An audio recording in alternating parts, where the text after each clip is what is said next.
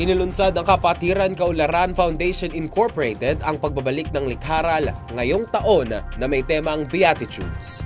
Create and Learn. Ito ang dalawang salitang pinagbatayan ng Likharal na isang community version ng Vacation Church School na ginaganap tuwing Sabado. Dito ay binibigyan ng pagkakataon ang mga bata sa komunidad ng P. Paredes, Sampaloc, Manila na matuto ng salita ng Diyos sa paraan ng paglikha ng mga artworks pati na rin ng ibanat pag-aral ng mga kanta, sayaw at kwento sa Biblia. Ibinahagi naman ni Pastor Maricel Osias, ang head ng Pastoral Concern Department na nakadestino din sa KKFI, ang naging layunin ng Likharal ngayong taon.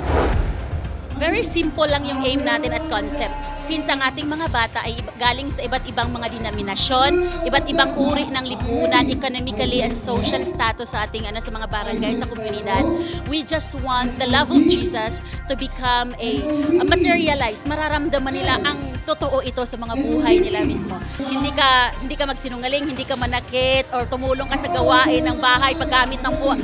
Opo, in short, values and spirituality ay mai-practice iyon. Ibinahagi naman ng mga guro ng Likharal ang kanilang naging paghahanda ngayong taon, kung saan ang kanilang mga module ay isinulat mismo ng mga guro ng nasabing programa. Yung curriculum po namin ay yun naman ang proud naman kami kasi nga sa chaplain's office ay yung nagturo si pastor sa aming paggawa ng learning module namin. So yung mga teachers po mismo at tulong din po ng mga teachers natin like Kuya LJ na naman talaga nagsusulat din talaga and si Pastor Maricel din po. So nabuo yung module namin at nakakatawa kasi iba-iba yung mga profession dito. So may teacher, may social worker, mayroong community development worker, psychology. So kaya talaga maganda yung module mo. Ang ilang mga magulang naman ng mga bata ay sinasamahan ang kanilang mga anak dahil nakikita nila ang nagiging epekto ng ganitong gawain sa mga maliliit na bata.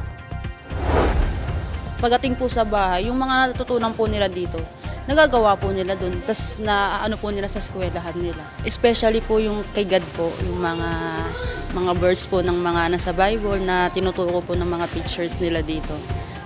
Nagiging makadiyos po sila.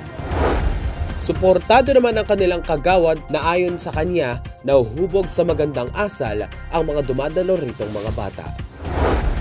Yung every Saturday na naglilikha-aral po kami, nakikita namin na talagang ang laki ng pinagbago ng mga bata. Kung dati makikita nyo nasa lansangan lang sila, kung ano-ano lang ang natutunan, ngayon makikita mo na talagang nag-improve po yung mga bata.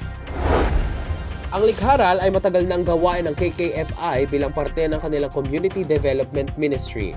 Ito ay isang nakaangkla sa talagang layunin ng KKFI bilang community organizers and developers. Nagbigay naman ng konteksto si Karen Prudente, ang Executive Director ng KKFI patungkol sa organisasyon.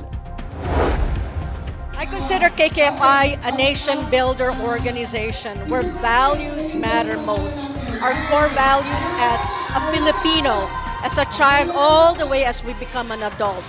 And through Likha-aral, this is where we begin, through children.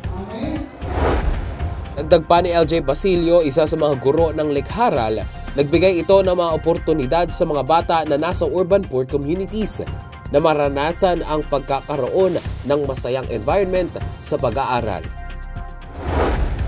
Sa Likharal, maraming mga bata kasi dito sa Maynila yung walang access sa playground, sa fun activities kasi sa setup na meron tayo sa urban poor communities. No? Pero dito sa Likharal, it's a combination of studying the Bible while also children are having fun, learning different songs, at nagkakaroon ng avenue for safe space na ma-express yung sarili nila at ma-process natin. So dahil ini-incorporate natin yung biblical teachings natin, mga biblical principles, at sa daily situation ng community, doon natin nakikita at napoproseso at natutulungan at nagagabayan yung mga kabata at kabataan in terms of their growth and development. Patuloy na naman mag-asa ang mga organizers ng Likharal na makita ang improvement sa kalidad ng pamumuhay ng mga bata na kanilang dadalhin hanggang sa pagtanda. Ito po si Titus Derrita para sa balitang napapanahon, maaasahan at nagkakaisa sa katotohanan. Ito ang UMC TV News Bites.